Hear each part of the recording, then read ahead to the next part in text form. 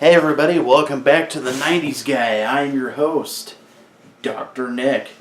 Now today I want to talk about one of my favorite systems behind the Nintendo, and of course I was a big fan of the Sega Genesis, but I want to talk about the other half of the 90s 16-bit war.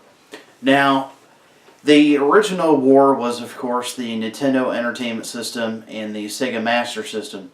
Now, unfortunately, the Sega Master System just wasn't really that popular. I never had one. I still don't have one. I need to obtain one. There's a lot of really cool games.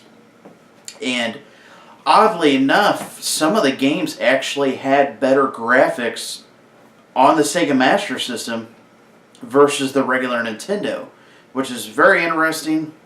There is lots of videos and reviews on the system. It looked really weird.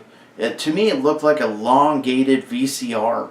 But it looked kind of cool, and oddly enough, the controllers for it were similar to the NES controllers, which was kind of cool.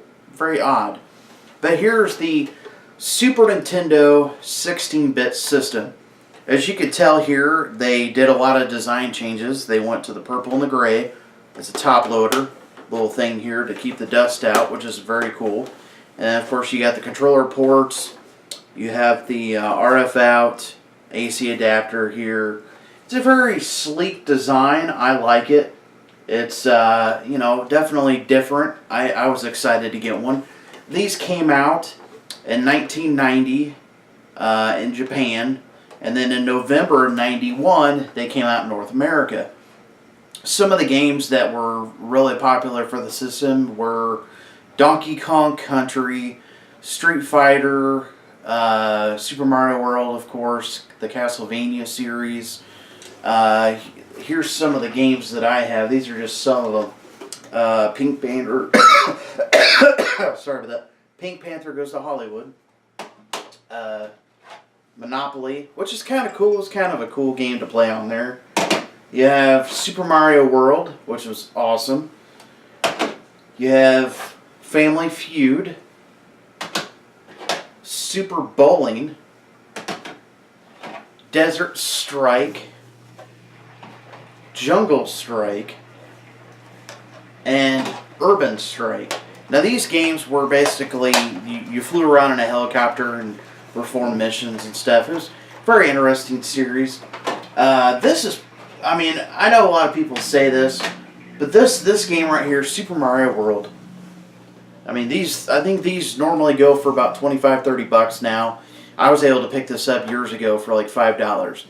But this is the original system that I got, my brother and I got for Christmas of 1991. We spent many hours playing games on this. I played the games with my brother, some of my other family members, some of my friends would come over and we'd play. This system was just awesome. It had 16-bit graphics. The Donkey Kong Country series actually had 3D type graphics, which was something we hadn't seen before. And they sold, I believe, as of today, I think the last count was like 49 million units. And of course, they ceased operation in 1999. The predecessor to this was the Nintendo 64.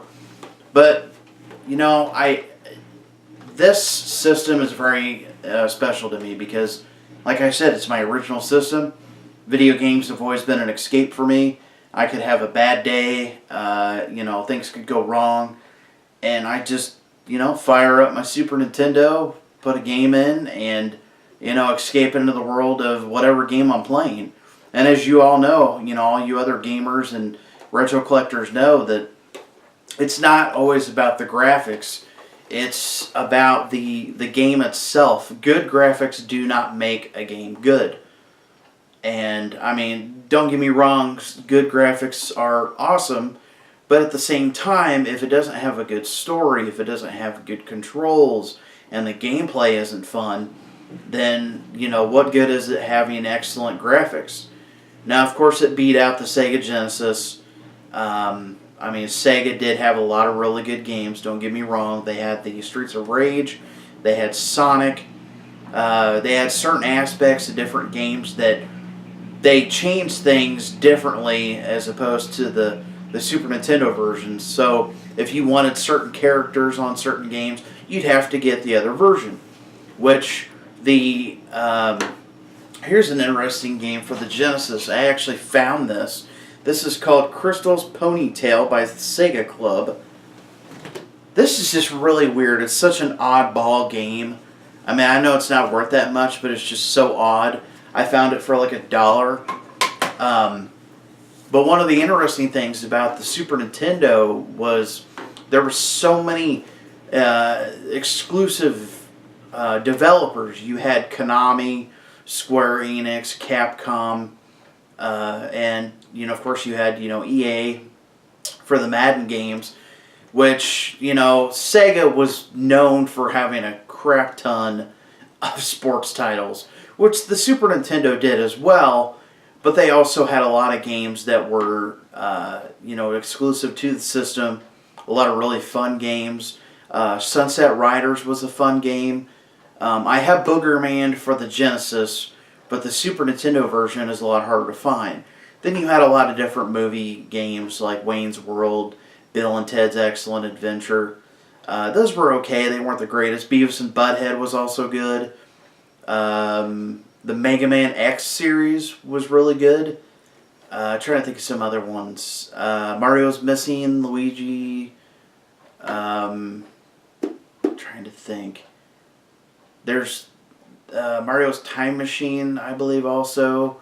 And then you also had Super Mario 2, Yoshi's World. A lot of really good games. There are a lot of expensive games on the system, like Secret of Mana, Earthbound. Trying to think of some other really expensive. There's quite a few expensive titles. It's such a huge library. I only really collect the games for the system that I grew up with, or if I find some games that I never really Star Fox was also an awesome game. But I mean, ladies and gentlemen, if you're a retro collector, if you want to get into retro gaming, check out the Super Nintendo. It's such a fun system. The graphics, the soundtracks to the games are really cool, and I would recommend it to anybody. Like I said, this is my original system, but I believe you can get a Super Nintendo for around $50 or $60 with games and controllers and stuff like that. But, ladies and gentlemen, this has been another episode of The 90s Guy, and I will see you later.